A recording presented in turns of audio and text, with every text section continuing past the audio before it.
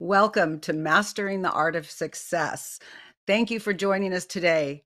Today, we are pivoting from mastering the art of real estate to our brand, Mastering the Art of Success. The decision was made over the past few months as our guests started approaching us from varied business backgrounds, not all real estate related. I'm very excited to be opening up the show today to so many new business and thought leaders who can share their stories from startup to success with you. So, welcome to Mastering the Art of Success, where mindset meets momentum, the podcast that explores what it really takes to achieve your goals and live a life by design. I'm your host, Debbi DiMaggio, realtor, author, coach, and mindset strategist.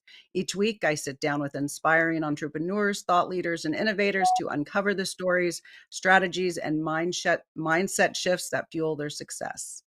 Today, I am so excited to welcome our extraordinary guest, Bob Burg. Welcome, Bob.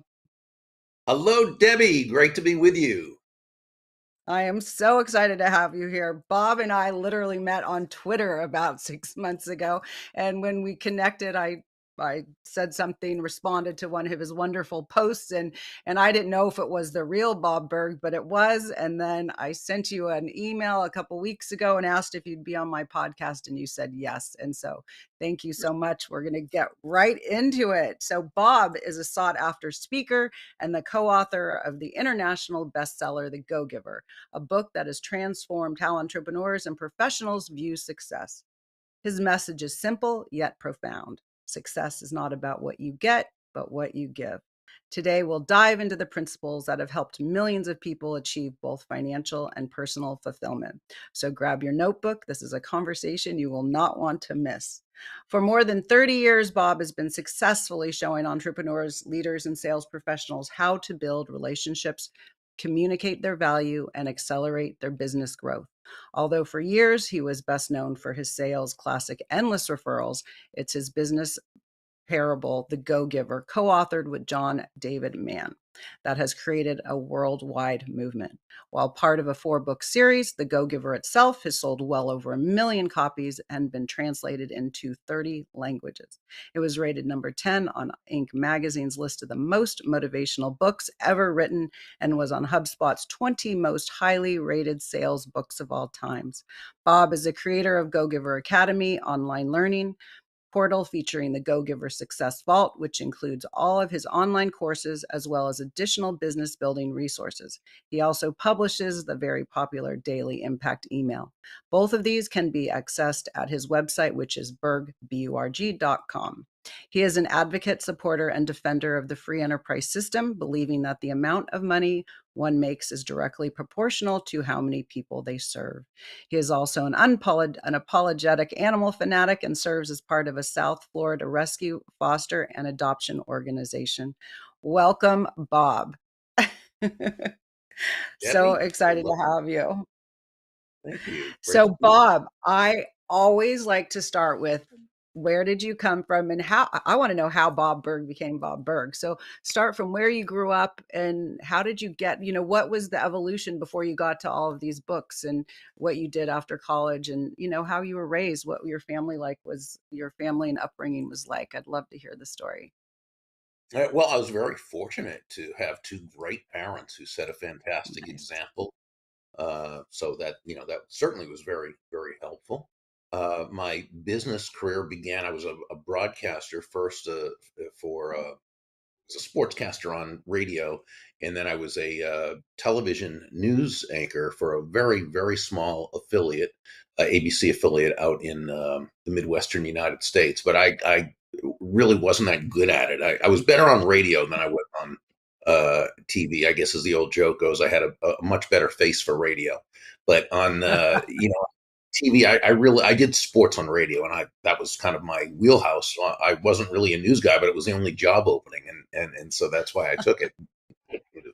But anyway, before long, I wasn't a broadcast news broadcaster anymore, and I graduated into sales.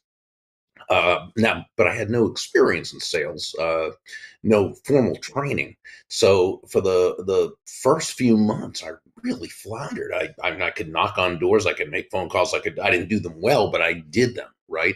Uh, but I didn't know what to do. So and really the company where I was working, their sales training, one might say, was sort of negligible. It was pretty much go out there and sell. Okay.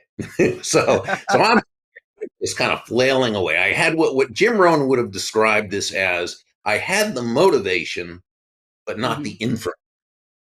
Oh, Okay. okay. And they're important. If you have the Right. information, then but you're not motivated, well, that's also not going to work. But so I floundered for the first few months. One day I'm in a bookstore looking for something I didn't know what. Now this is 40 years ago, Debbie. So Okay. back then, you didn't know about that. They were actually, I didn't know there were anything such as Right. sales. I just figured I was looking for something, and I came across two books. One was by Tom Hopkins, How to Master the Art of Selling. The other was by Zig Ziglar. Of Oh, yeah. course, Hopkins and Mr. Ziglar, two of the icons in the sales space. And I remember being encouraged, just they were actually books on how to sell. I had no idea, no idea. Took these books back home, and as I like to say, I never read them. I devoured them.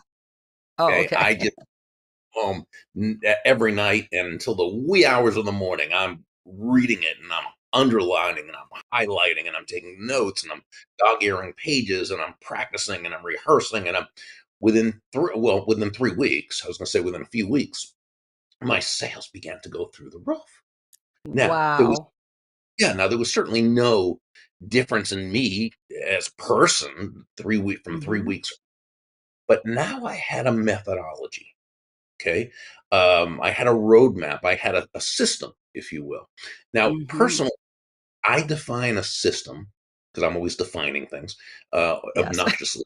Right? I define a system as simply the process of predictably achieving a goal based on a logical and specific set of how to principles. The key Okay. being ability. If it's been proven that by doing A, you'll get the desired result of B, then you know that all you need to do is A and continue to do A and continue to do A, and you'll get the desired results of B. So this gave me all sorts of newfound confidence. And I started really getting into it. But here was the cool thing that as you start getting in, of course, you know this, you're a sales professional. As you start getting more into the how to of sales, you start learning there's all these other books out there that are kind of ancillary, but even more Mhm. important. Those are the books on how to build yourself personally, right on the inside. So I'm getting, Uh-huh. what we would consider classics: How to Win Friends and Influence People, The Magic of Thinking Big, Think and Grow Rich, Psycho-Cybernetics, The Richest Man in Babylon, Og Mandino's books and Charlie Jones's books and all these. And I mean, the difference it was making in my life as someone who was a horrible student in school. I mean, I barely graduated high school. I got into a very small college on academic probation, and I'm pretty sure if such a thing I graduated on academic probation. I had no interest, no respect for the whole system. But now I'm learning. I mean, I'm learning things, and what I'm learning is that success is an inside job. You know, it Mm. it it manifests itself outwardly, of course, but it begins in here in the head, works its way down here to the heart, and then it goes out. Mhm. Right. So this is fascinating. Absolutely. I just became a student at that point and never looked back. And eventually started, years later, I was a sales manager of another company and people started asking me what I did that was blah, blah, blah. And as they used to say on Seinfeld, yada, yada, yada, 30 years later, uh, here we are. So there was I was gonna say, was there one, it sounds like the pivotal one of the pivotal times were just all the books that you started consuming. Were there other pivotal times in your life that changed you from where you were going at some point in your life? You've done so much, so pivotal when? You'd have to tell me when. I mean, starting in sales 40 years ago, Mhm. that was my beginning. Okay. Now I will say this: for I would say it was 25 years ago that I made some significant changes in my life, because as much as I had achieved some financial success, okay, I also knew I still wasn't happy. There were things in my life that I was still dealing with internally, emotionally, that were not right. And it was taking away from my personal effectiveness, my sense of happiness, peace of mind. And I knew it was also holding me back from realizing my potential. And I read a book by Benjamin Franklin, right, one of our country's founders. It was called The Autobiography. It's a fairly famous book, and in one part of it, he one of his probably his most famous chapter, he talks about a time in his life, and he was much younger than I was when he did this, but a time in his life when he realized that some of his character traits were not serving him and were not Mm, serving others, and that he was going to have to make some changes if he was going to realize his potential.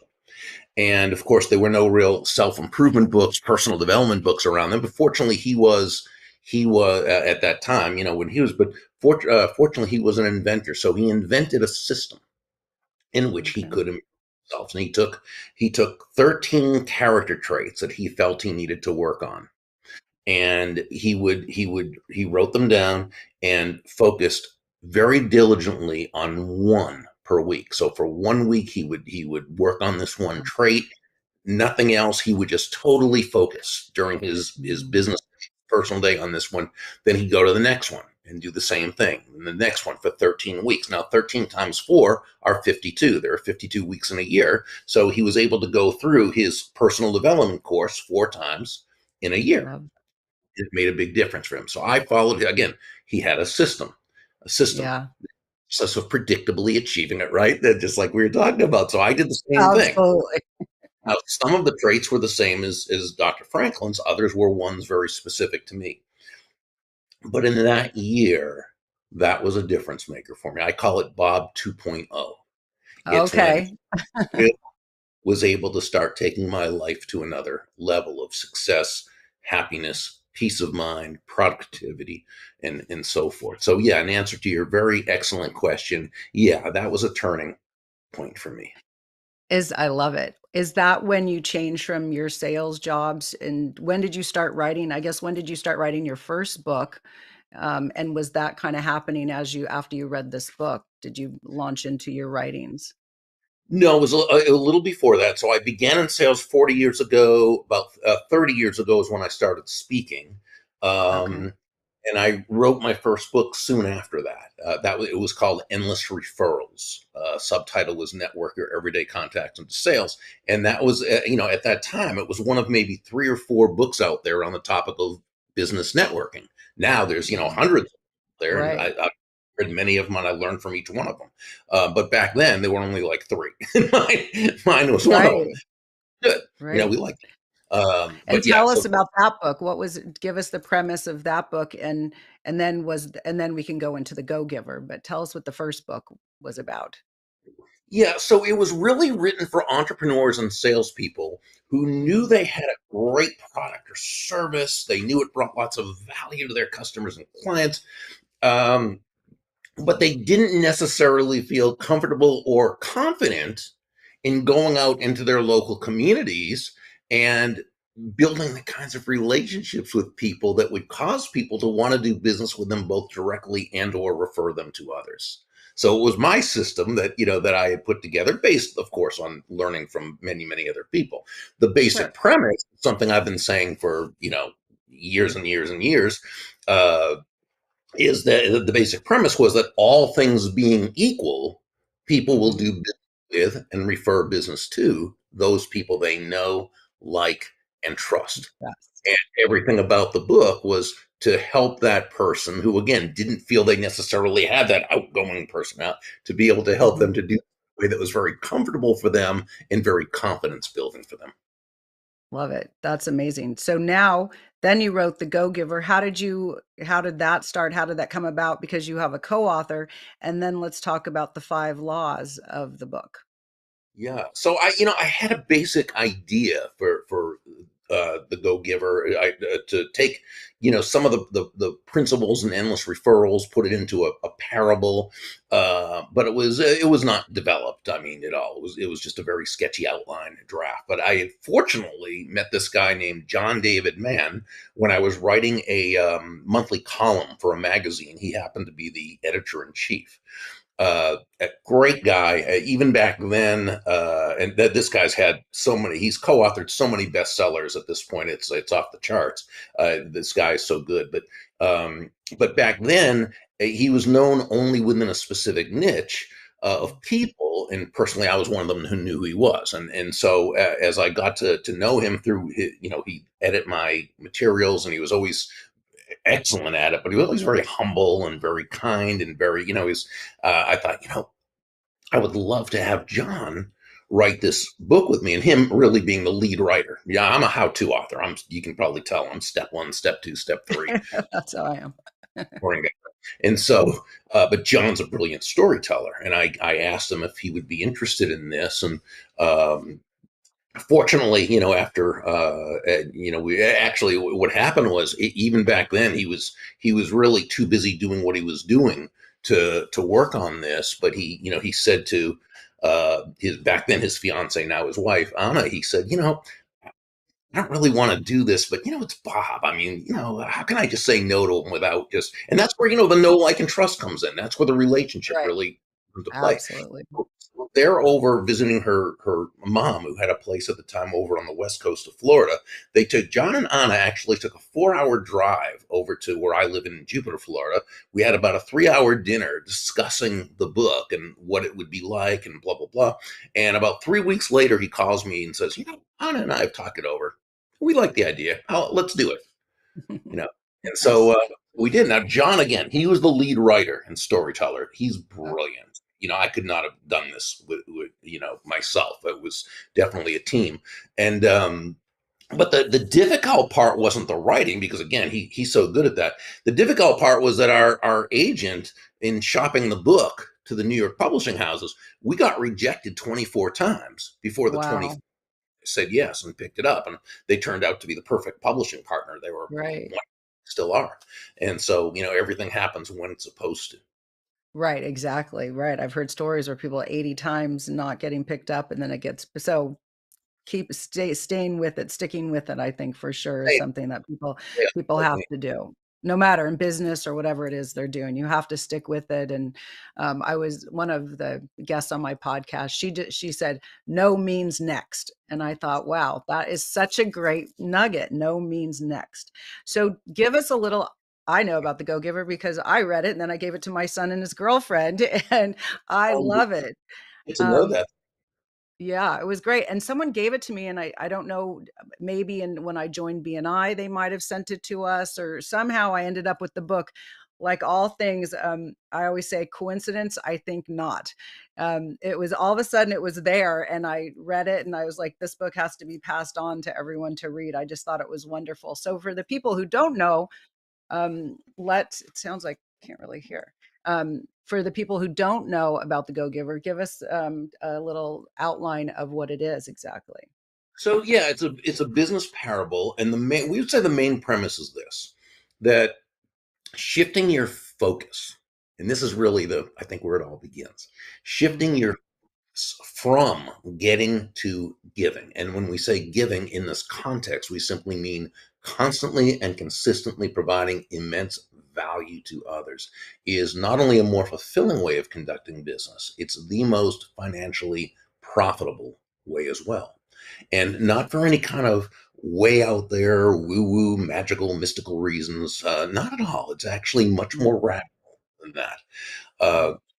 and that is when you're that person who can take your focus off yourself and focus on serving others, discovering their needs, their wants, their desires. When you make it not about you, but about helping them solve and overcome their problems and challenges. When Right. you approach it not from a viewpoint of myself, but how can I move this person closer to happiness? When you do that, people feel good about you. I mean, Mhm. they about you. They want to get to know you. They Right. like you. They trust you. They want to be in relationship with you. They want to do business with you. And you know what? They want to tell others about you. They want to be what we call your personal walking ambassador. And Mm. that's really what it's about. I love it. No, it's so true. It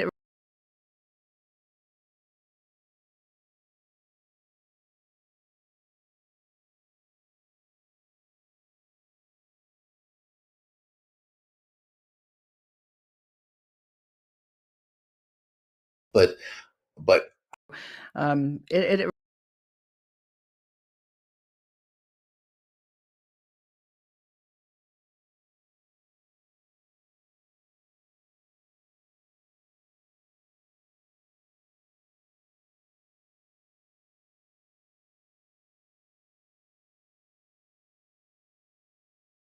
do that.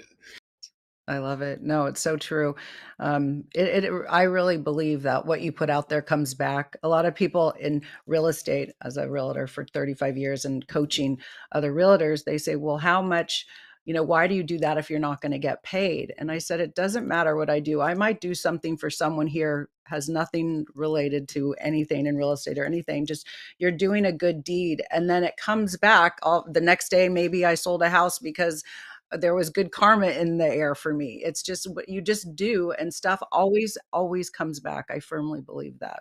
Yeah, and again, it's there's a reason for it too, okay? And that is when you're focused on providing value to others, making other people's lives better, okay?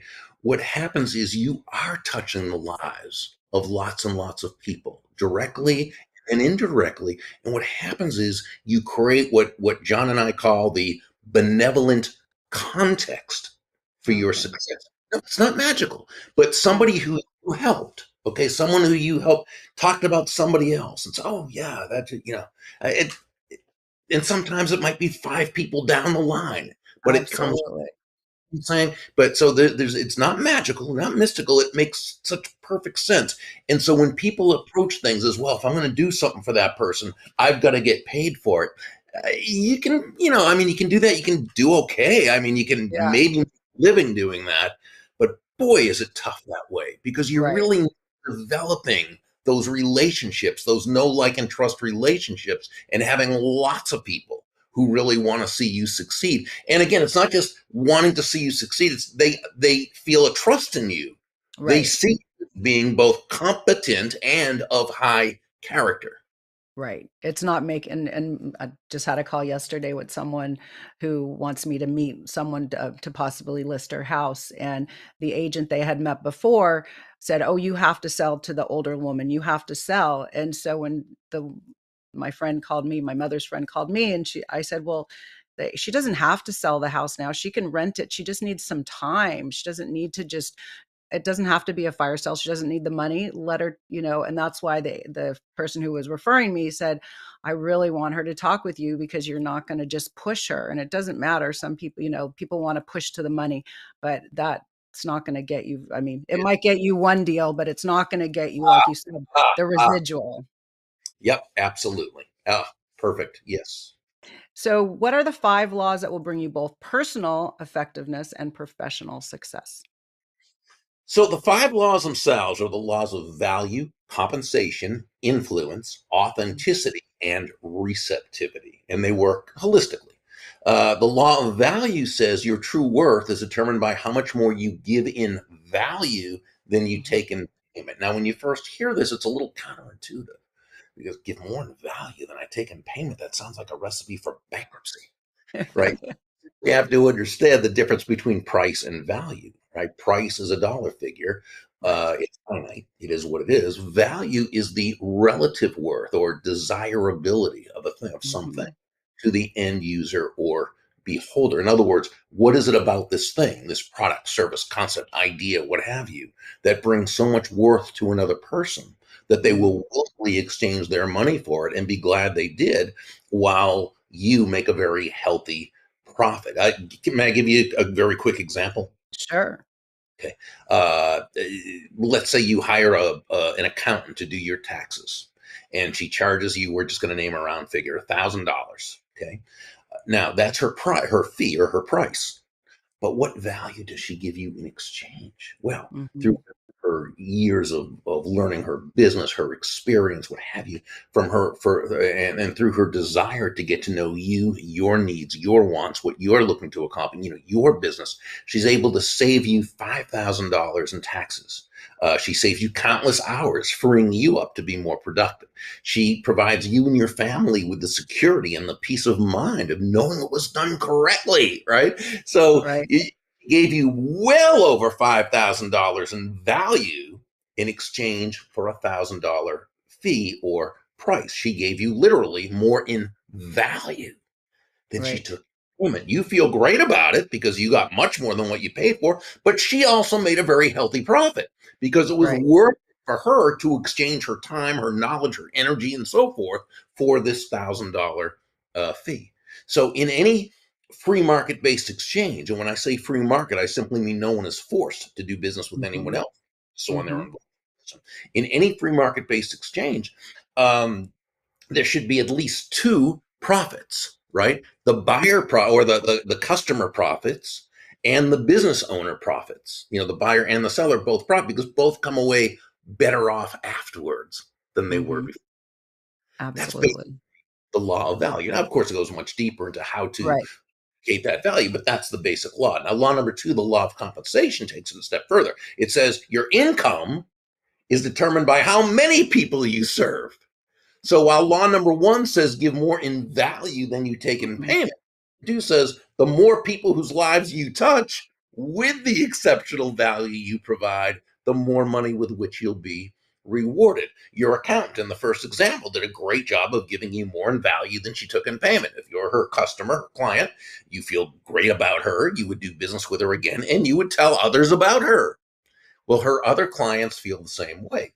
So mhm, our account is very quickly amassing that army of personal walking ambassadors. And as she continues to add, such great value to the lives of more and more people, her income will continue to grow and grow. So we could say we combine laws one and two. We could say exceptional value plus significant reach equals very high compensation. Law number three, excuse me, the law of influence says your influence is determined by how abundantly you place other people's interests first. Now, please mhm. understand when we say place other people's interests first, we are not saying you should be anyone's doormat or a mark or self Right. sacrificial in any way. Absolutely not at all. It's simply, again, understanding, as Joe, the protege in the story, learned from several of the mentors, what we call the golden rule of business is, and you and I were talking about this earlier, is that all things being equal, people will do business with and refer business to those people they know, like, and trust. Well, here's the thing: there's no faster, more powerful, more effective way to elicit those feelings toward you from others than by genuinely moving from that I focus or me Mhm, focus to that other focus, just like you did with the person having to about selling the home. You placed her interests first. Okay. got it.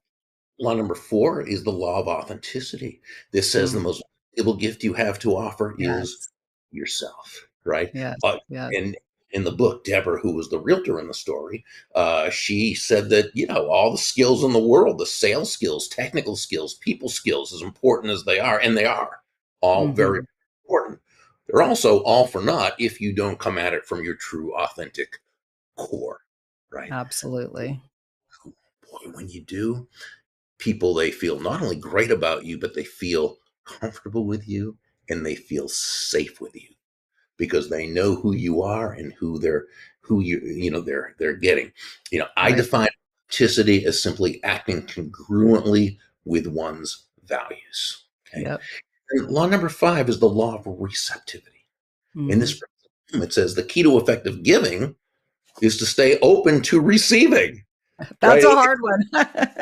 Sure. Now, but you got to think about it like breathing out and breathing in, right? It's Yeah, not one or the other, right?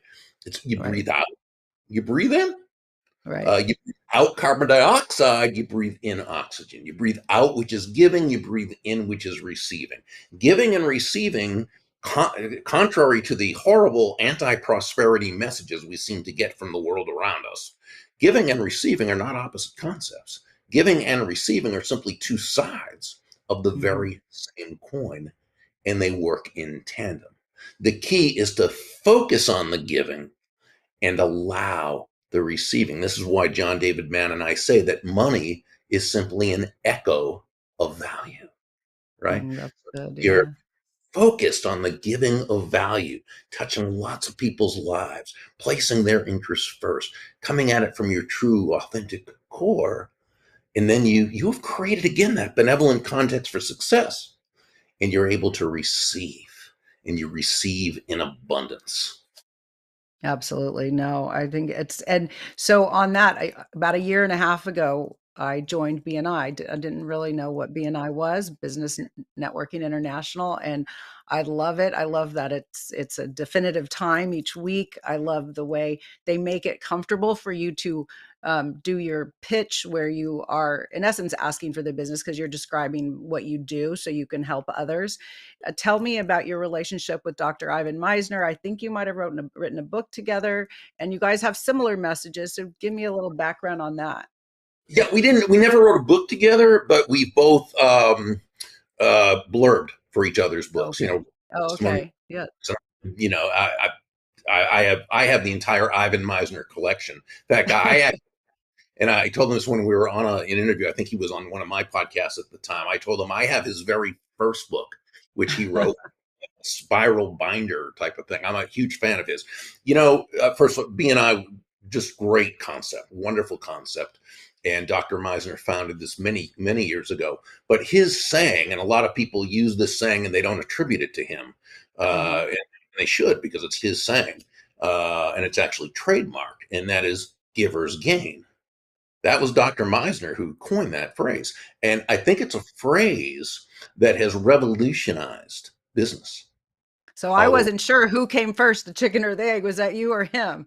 So because No, the that was Dr. Meisner who, I okay. don't think we both kind of came up along the same time. Okay. But no, that was his phrase, definitely. But yeah, certainly he has just had such an impact. I mean, literally throughout the world. I always say he's the BNI is in every civilized country in the world, and some countries that aren't that civilized. Absolutely. I know. Someone was in our meeting the other day. I could not understand what he was saying. But it's yeah, it's just the whole giver's gain. It's so easy. I just find it so easy to do that. I guess because as a realtor, we're always referring people and we're always connecting people, and it just feels really good to give. It is a little harder to receive, but I'm always so grateful for when someone does give to me. So do you, I know we don't have a lot of time left.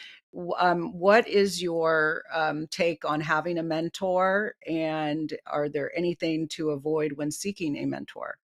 Oh, I think mentorship is great. I mean, it can cut a person's learning curve tremendously. I think that when approaching a mentor, I think what I see a lot of people do, which I think is counterproductive, is they will approach someone, and this can be by phone, it can be by online, it can be in person, what have you. Uh, but they'll approach someone who they don't really have a relationship and say, "Hey, will you mentor me?" Or "I need a mentor. Will you mentor me?" The challenge with doing that is that first you're not distinguishing yourself in that person's mind as anyone special who they would want to mentor. Remember, if you want this person to mentor you, probably a whole lot of other people do as well, and they only have so Mhm. much and energy that they can do something like that. And it could come off a little bit, entitled, like, just, "Hey, will you mentor me?" Instead, what I would suggest is that you can still approach that person, but I would do it in a way that respects the process a little more. And it might be something along the lines of, I realize you are extremely busy. So if this is not something you have time to do, or for any other reason would not want to, I'll absolutely understand. I'm wondering if I may ask you one or two very specific questions. What you've done here is first you've respected the process, you've respected them. Mhm. You're communicating that you understand it's a big ask. Okay, you also gave them an out or back door, which is very important. You let them know up Mhm. front if it's something they'd rather not do, and you'll absolutely understand. And people look for that because it shows them, yes, this person respects my time and isn't gonna. But then the third thing you did, which is so important, is rather than just will you mentor me, which is sort of like saying, hey, I know you don't know me from a hole in the wall, but would you share 40 years of your life experience with me? Rather than saying that, you said, ask you one or two very specific questions, That's which good. says this person, okay, this young man or young woman, they know what they want, they know what they're looking for. They have an agenda in this Right. case, right? So it causes them to feel you've made the process very comfortable. You've made it very easy for them to say yes. So Right. typically they'll say, yeah, sure, go ahead. Yeah, can I? Now, not everyone and not everybody, but it doesn't have to be, right? Right. So what you Absolutely. want to do is, ask your couple of questions, research them first thoroughly to make sure you don't ask something that could have been answered through simple research. But don't take up much of their time. At the end of the conversation, thank them profusely. Let them know that you're going to use their information right away. May I get back to you and let you know how, they oh, yeah, please keep in touch. Let me know. Immediately after the call or the in person visit or the Zoom, whatever it happens to be, write a handwritten, Mm. personalized note of thanks, not a text, not an email. And you're going to put this in an envelope. You're going to hand stamp it with a regular stamp and send it to them. And it just simply says, dear, whatever the person's name is, thank you Yeah. so much for taking time out of your schedule. Your wisdom is priceless, and I will apply it right away. Will let you know of my progress. Again, many thanks. Best regards. Right. Boom. Send it Uh, right out to them. You've just distinguished yourself from Right. everyone else that doesn't do that. So you can also, if you know their favorite charity, which you can find out again, just researching them or Sure. asking their admin, uh, send, make a small, it doesn't have to be anything big, but a small donation in their name. It'll get back to that person. And again, you're not doing it to kiss up or anything, but simply Right. to let them know you want to add value to them in whatever way you Right. get. You're positioning yourself as someone for them to invest their time and energy and wisdom in. Now, No, I love to hear it back. It's nice to hear when someone says they used your advice. Then you feel like it was worth you giving that advice and trying to help them, and if it worked, it feels great. So I agree with you. It's and in wonderful. time, if a mentor protege relationship is supposed to occur with this person, it will. It may be that there's only one or two conversations with this person and you come across someone else. What you'll find is if you follow that methodology for doing that, you're always going to have people you can reach out to that will help you along the way. And of course, your goal is to do the same for others as you become more successful. And boom, I'm sure you have met Absolutely. people of you asking you all the time, for advice and a Right. mentorship. Right. And and you work with those that you work with, and the best thing that can happen is for you is to see them be very successful and then for them to mentor others. And it just goes on and on. Absolutely. One last piece of advice. What would you give to your younger self or a new person coming up in business? Oh, to my younger self, my 22, 23-year-old self, very easy, and that would be Bob Burg, shut up. Stop talking and listen, because everything you think you know is not so, and you think you know it all, and you don't. And, I only hope I would have listened to myself, but I don't think I would have.